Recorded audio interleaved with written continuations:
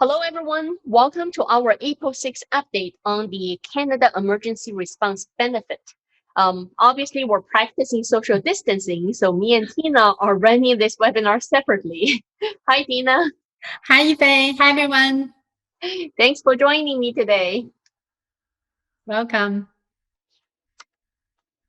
Just a quick recap on our last webinar, which was based on the initial version of the Canada Emergency Response Plan that was released on March 18th. And we took a look at the benefits that apply to individual persons, also benefits that apply to business. Yes. The highlight of that webinar was EI because this is the program that most people are interested in. And if you remember, we actually criticized on the EI program quite a bit because we said this doesn't apply to basically, all the business owners, people who are contractors who freelance, but instead of going through self-employment, they incorporate to run the business, right? And even if they run payroll, this actually doesn't apply to them because it's the traditional EI program. It's extended, but it's still the traditional EI program that has to be for self-employment or for actually full-on employees.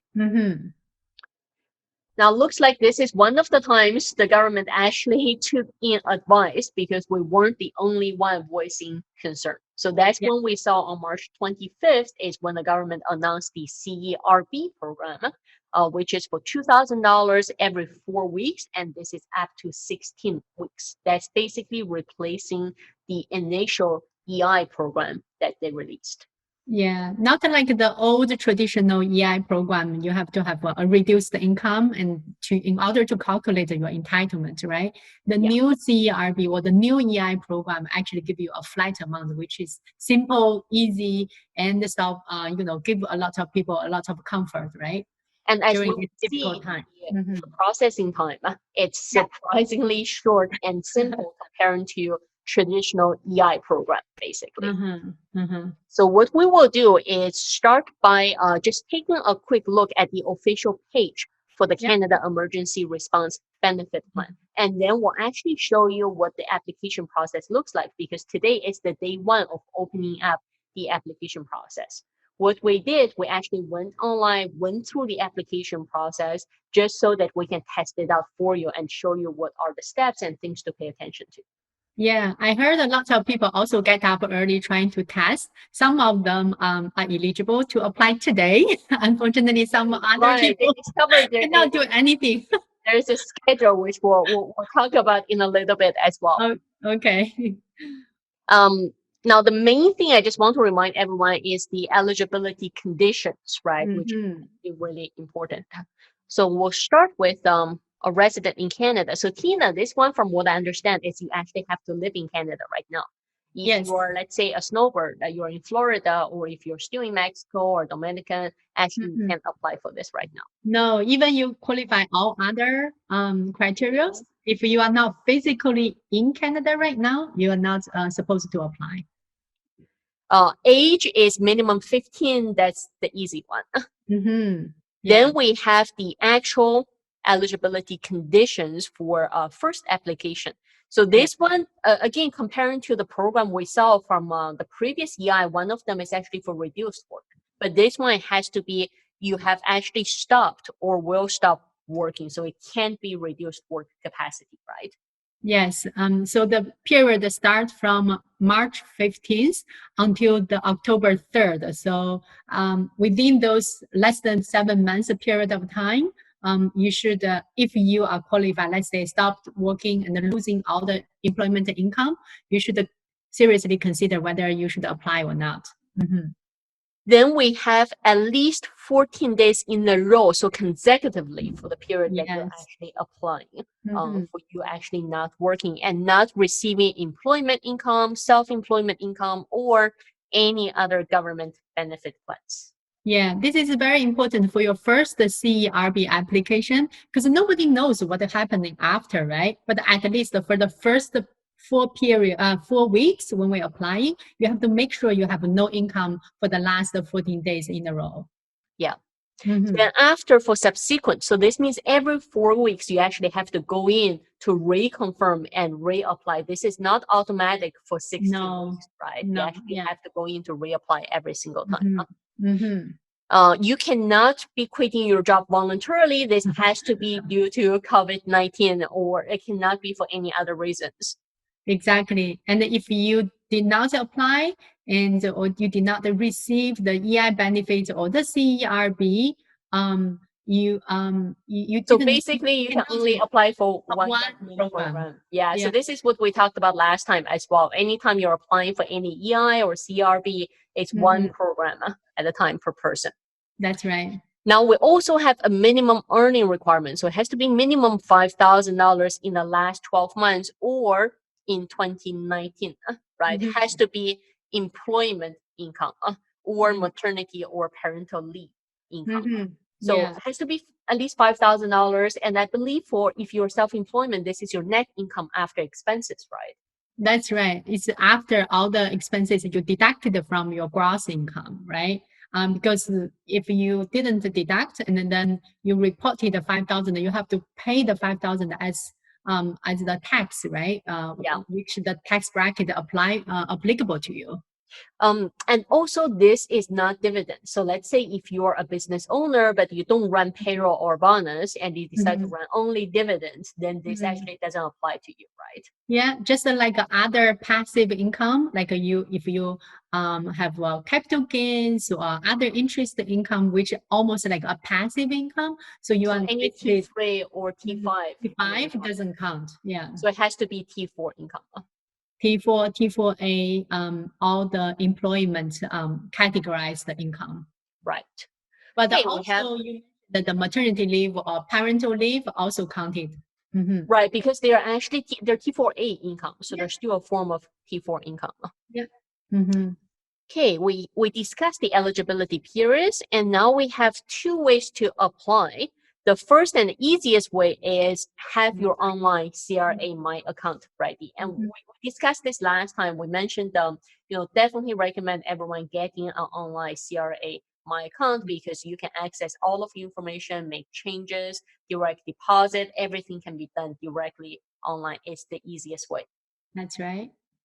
There is an option to call over the phone. And let me just switch over to show everyone the phone number. Yeah. So if you really have to basically contact CRA through the phone, if that's your only option, then here are the two phone numbers. You can basically get in touch with CRA. Now, just a quick note, we tried calling this morning and I think we called fairly early, right, before 9 o'clock, but we actually couldn't get through. It was really busy tone. So we also know that the time that this phone support is open because it's automated. So it's actually open for 21 hours a day, except the service times. So if you can't get through now due to busy lines, then we recommend try after 10 o'clock. It should be less people then. Yeah, hopefully. Yeah.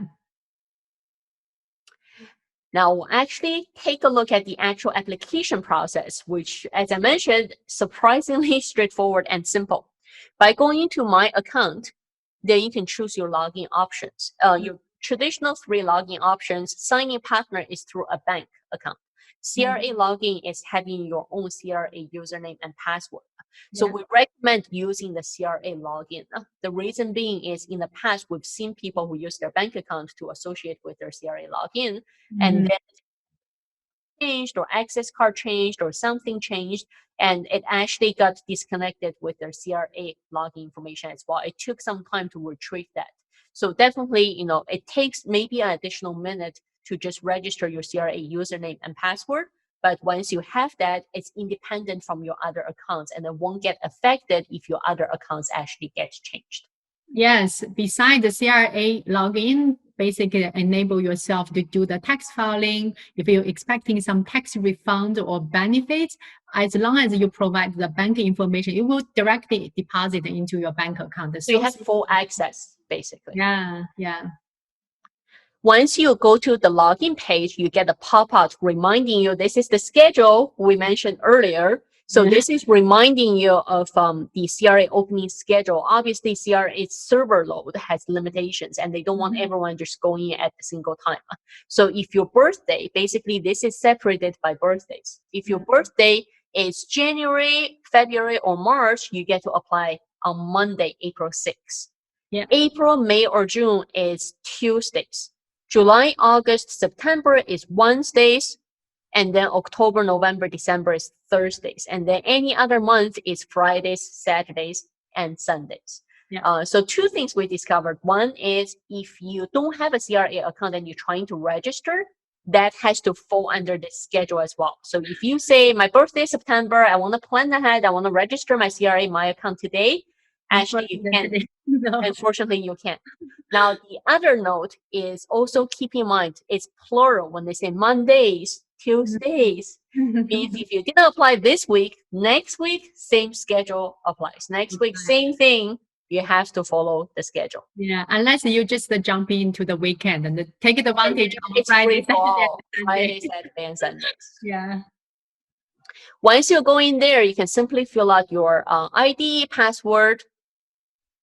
Once you're logged in on the banner, the first thing you'll see is applying for CERB benefit. And really just confirm the conditions we discussed. Select a period. Right now, you only have March 15th to April 11th. And obviously, once you get to future periods, those periods will open up as well. That's right. Then step 8, basically certification, just certifying you meet all of those conditions. And the last one is reviewing your direct deposit information and basically submit. Once you submit, here's the confirmation page you should see. And that says you'll receive direct deposit within 3 business days. That's actually, that's the fastest government processing I have to say I've actually seen, because traditional EI takes 6 to 8 weeks to get a decision. It really takes a long time. But as Tina mentioned, direct deposit is really important because mailing can take up to 10 days at least. 10 business days after 10 business days, that's 2 weeks at least. Yeah, so direct deposit is definitely the best way to go. Yeah, and then remember, Canada Post might be, in a slower pace as well. Slower pace, reduced capacity, for sure. Yeah. Now, like I said, I really have to say this is one of the rare government programs that really seems to work. So I take back what I said about the benefit plan, from our last webinar. And I'm really seeing this as providing a major support to Canadians, especially business owners right now. And please be reminded that those benefits are all taxable. So you will need to report any payment received in next year's tax filing. Let's say when we file 2020 tax year, all those income, all those payments counted. Okay, well, it seems every time we're running a webinar, there is some kind of government update. We just heard that the Ontario government has also released promises about paying an additional, I believe, $200 to children under the age of 12. Yeah, and also, right, and also the other program we haven't seen the application details is the 75% payroll subsidy for business. So stay tuned. Every 2 weeks, we're going to be bringing you more updates on the government's COVID-19 economic support programs. Yeah, and stay safe, stay healthy, and see you next time, everyone. Stay home and stay safe. Stay safe, yeah. Take care, everyone. Bye.